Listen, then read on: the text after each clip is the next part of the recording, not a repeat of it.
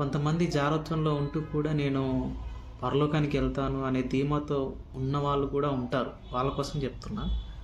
జారత్వం అంటే ఏంటి అనొచ్చు. జారత్వం అంటే నీకు పెళ్ళైతే నీ భార్యను కాకుండా, నీ భర్తను కాకుండా వేరే ఎవ్వరిని నువ్వు మోహపు చూపుతో చూసినా సరే అది జారత్వం కిందికే వస్తుంది.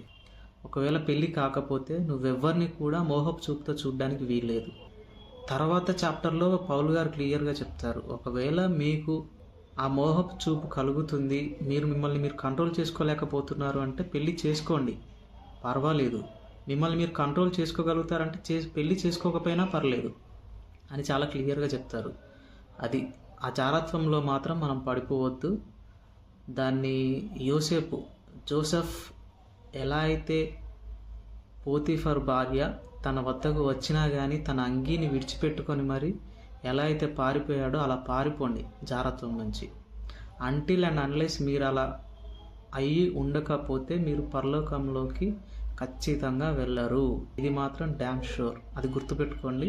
మీకు పరలోకానికి వెళ్ళాలని కానీ, యేసయ్య దగ్గరికి వెళ్ళాలని కానీ, దేవుడి దగ్గర యుగ యుగాలు జీవించాలని కానీ మీకు ఉన్నట్లయితే దాన్ని ఈ క్షణమే విడిచిపెట్టేయండి. మిగతా ఏమన్నా ఉంటే అవి కూడా సరి చేసుకోండి. You will definitely go to heaven. Until and unless మీరు దాన్ని చేయకపోతే మాత్రం మీరు ఆ ఊహకు కూడా ఊహించుకోవడానికి మీకు అసలు అర్హత లేదు అని నా అభిప్రాయం. అది మార్చుకుంటారని ఆశిస్తున్నాను. Thank you very much.